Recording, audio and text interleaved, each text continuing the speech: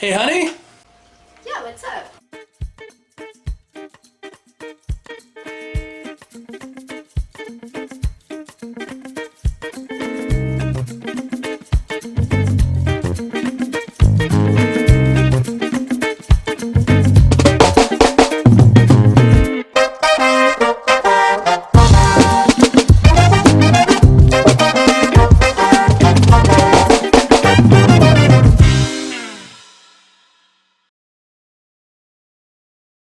Hey everybody, and welcome to Retro Reviews, a review show where we go through my copious amounts of gaming books, one book at a time. And in order to keep me from rambling, we have my lovely wife Laura with us. Hey everybody. So I'm gonna ask Fen a list of questions to help, stop the rambling. Yeah, I'm doing it now. Okay, so what's our book tonight? Deities and Demigods for 3rd edition Dungeons and Dragons. Okay, you want to give us a quick synopsis, emphasis on the quick?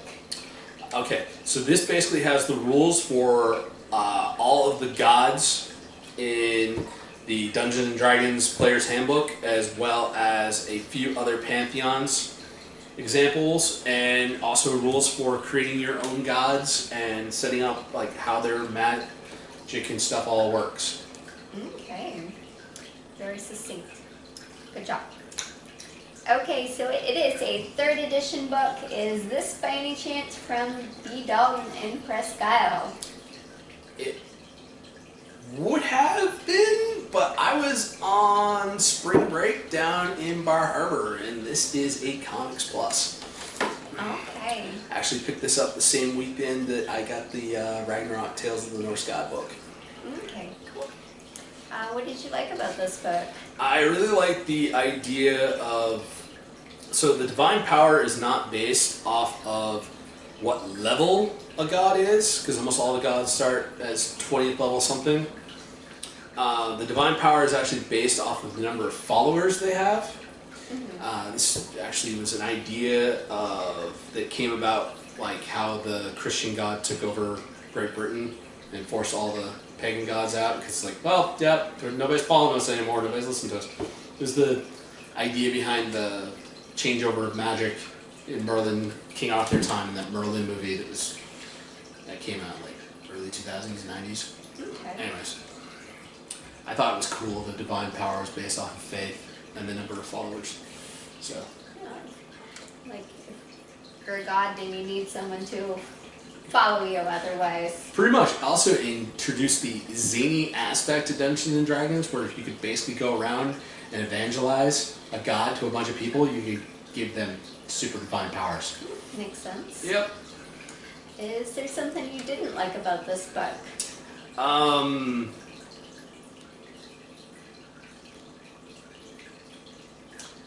My D&D world, the one that me and Josh Sennett created together, we have our own gods. We don't really use the ones straight out of the D&D books.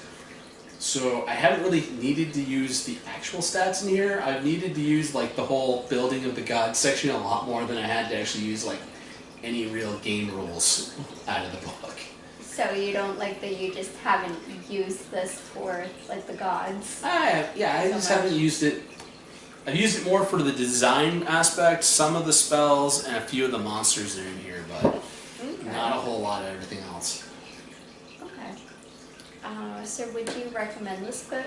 Oh yeah, no, this is totally, if you're playing the stock deities, they're all in here. If you're designing your own pantheon like I did, it's a textbook in how to make godly character.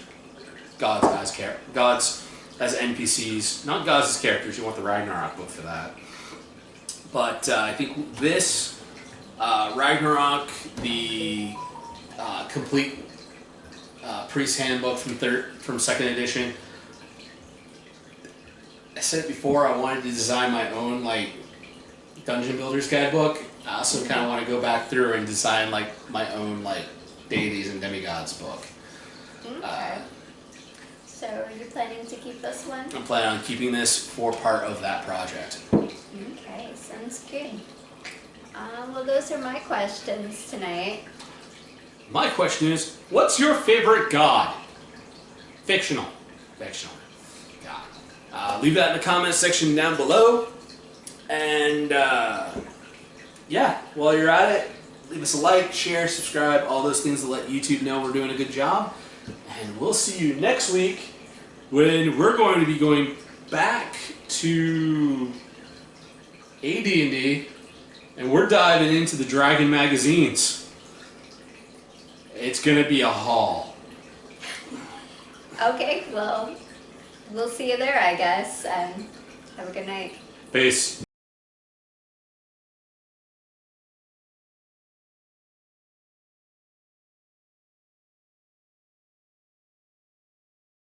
No, like seriously, I think I own like 100 issues. It's gonna be a haul. Okay. They're gonna be so sick of Dungeons and Dragons magazines by the end of this. Don't worry, we'll break it. We'll get to Maine at some point in the next year. I'll get the Star Wars books. We'll have a break from magazines. Okay. You know, it's interesting. Your question, like, what's your favorite fictional god? Because isn't that kind of like in the eye of the beholder? Like actually similar to like the people kind of give the god the power in a sort of weird way. Like, for example, some people would say like the Christian god is fiction. Other people would say like swear up and down, like devote their entire life to defending that this God is real. You could say that you are I'm sure there's someone out there who like believes in Zeus. Yeah. So how do you determine exactly what a fictional god is? I think a fictional god would have to be a god that was made up in a story, and everybody knows that a fictional god is made up. So not like a god who's represented in cultural history. Right. Which means Thor could be selected for this as being your favorite fictional god if you're talking about the Marvel Comics Thor and not the traditional Thor. Interesting. Yep. But I mean, that so blurs the lines, right? It does, it does, it does. Because you could say, I mean, even the same thing about like Jesus, like because he's represented in fiction. Yeah, but he started off. Oh, so did Thor. Oh, yeah, it's a can of worms, but they'll figure it out in the comments section.